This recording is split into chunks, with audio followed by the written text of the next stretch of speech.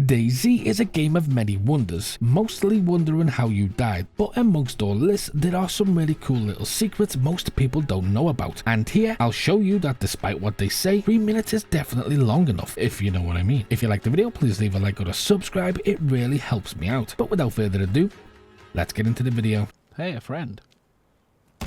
Nope. Well, I misread that situation. Let's start off with my favourite one. So these eggs right here were introduced in patch 112, and they don't just look cool. They're Pokeballs, and you can not only catch animals with them and then throw them to release the animals, but you can also catch the infected, and let's face it, with a little bit of modding, probably even players, which feels like a breach of the Geneva Convention, to be honest. Next up is Radio Zenith. A lot of people just think this is a normal building, but if you attach a battery, you can actually broadcast across the entire map on any single frequency, making your own radio station. There are real memorial grave sites across the map where players have last logged out, and you can actually visit them and pay some respects. If you're playing DayZ without a mic, which is usually certain death, there is still a way to communicate if you're using a keyboard. Simply press enter and a text box will appear. Type your message in and hit enter again. Most people think that this is a mod, and it's not. Certain buildings have symbols above their doors. These symbols indicate the presence of a tannoy system inside, usually upstairs. With a battery, these allow you to broadcast your voice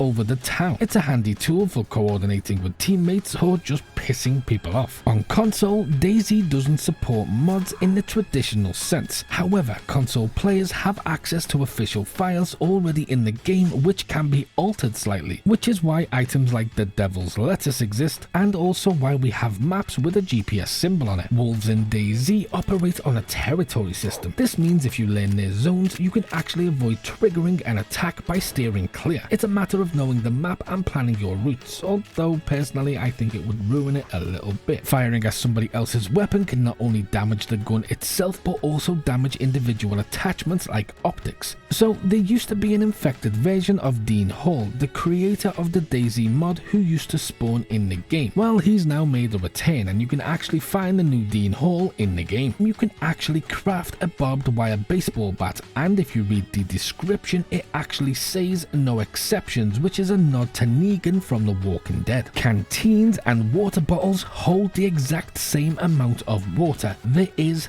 no difference. Again, I have mentioned this before, but so many people disagree with it. But for even more things you don't know about DayZ, click here, or for something else, click here. And as always, until next time.